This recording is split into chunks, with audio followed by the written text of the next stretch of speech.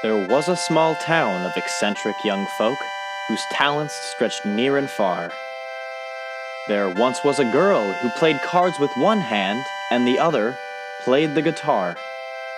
There were people that juggled and people that danced, but the one man who lit up the town was a talented young accordion man, whose name was Walton Brown.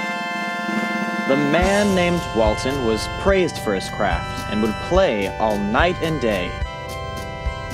He would retain a sizable crowd, for they'd listen as long as he played.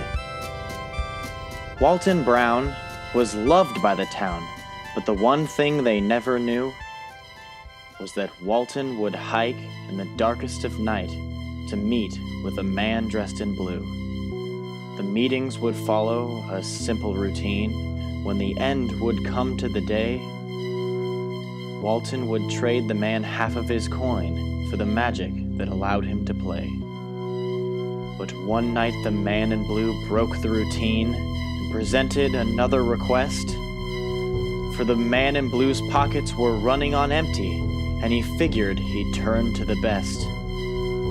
He told Walton Brown to go into town to the orphanage on top of the hill.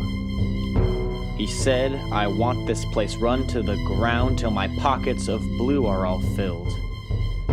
He wanted to run to escape the man's grasp, but his soul was already sold. For if he wanted to keep his talent, he had to do as was told. So Walton began to steal from the town, which he gave to the man dressed in blue.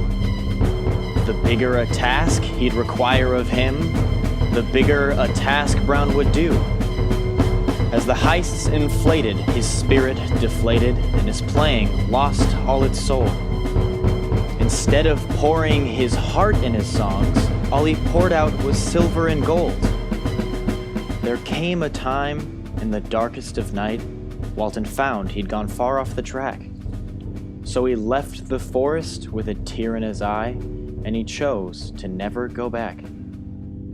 I tell you this tale not to praise a man or long for what could have been. I tell it to warn you of the man dressed in blue in hope that he won't strike again.